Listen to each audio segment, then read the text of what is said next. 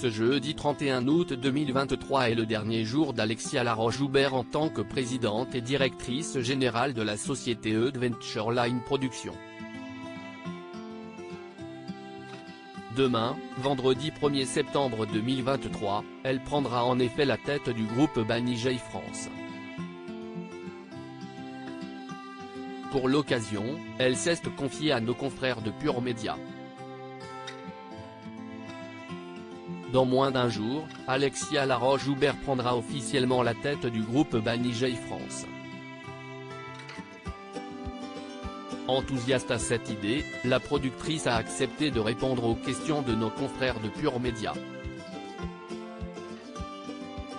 Entre autres confidences, elle a notamment expliqué pourquoi elle a accepté ce poste et est revenue sur ces 7 dernières années à la tête d'Adventure Line Productions.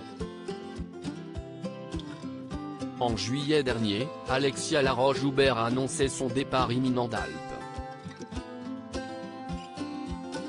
Ce vendredi 1er septembre 2023, elle prendra donc officiellement la tête du groupe Banijay France. Un poste que la nouvelle directrice de la société Miss France n'a pas mis bien longtemps à accepter, elle qui pensait déjà à voguer vers de nouveaux horizons. J'avais envisagé de partir d'Adventure Line Productions dans 2 ans. Mais pas dès cet été. Dans une carrière, il y a des postes qui ne se refusent pas. Je préfère toujours être au-dessus de moi que d'avoir quelqu'un au-dessus de moi. J'ai toujours considéré qu'il n'y avait pas de plafond de verre. Même si ça sollicite des compétences que je n'aille pas toujours, corporate, global, managérial, je me sentais la capacité de les acquérir, a-t-elle expliqué dans un premier temps. Pour la célèbre productrice, cette décision est mûrement réfléchie, d'autant qu'elle a déjà refusé plusieurs autres propositions ces dernières années. J'avais déjà été approché par des grands groupes pour ce type de poste-là mais j'avais décliné leurs propositions parce que j'étais très heureuse chez Alp. Là, c'était la 3e fois qu'on me proposait un poste de ce type et je me suis dit qu'à un moment, il faut peut-être le prendre, rire. Encore plus dans une maison que je connais bien, avec quelqu'un avec qui je travaille en confiance. Ça fait 27 ans qu'on travaille ensemble avec Stéphane Courby, fondateur de Banijay, note de la rédaction, a-t-elle ajouté. Malgré son départ précipité, celle qui a perdu son ex-mari, Jean-Philippe Blanc, en 2003 et son petit frère en 2021 reste en bons termes avec toute l'équipe d'Alp. J'ai eu la chance de bosser sur 2 monstres du patrimoine français, Koh-Lanta et Fort Boyard, CIST une énorme satisfaction.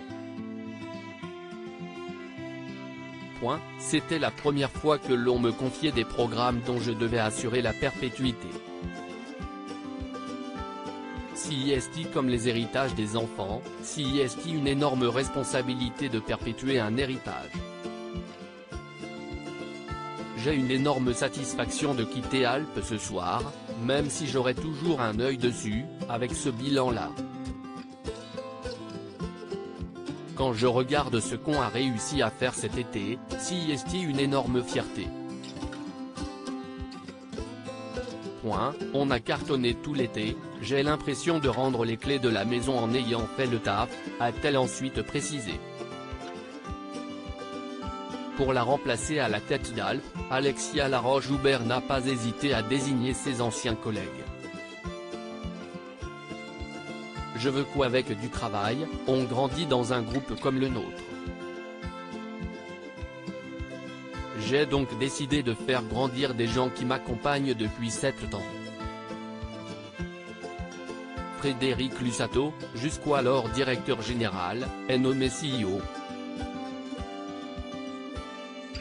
Julien Magne, qui était le directeur des programmes et producteur de Koh-Lanta, prend la direction générale en charge de tous les contenus. Je trouvais que c'était un alliage extrêmement complémentaire parce qu'ils se connaissent depuis 7 ans. La difficulté de produire ce type de programme nécessite des gens qui en connaissent extrêmement bien tous les rouages. Au fil de ces 7 ans, ils ont prouvé par leur intelligence, leur expertise, qu'ils en étaient capables. Je suis très heureuse aussi d'envoyer ce signal, a-t-elle conclu.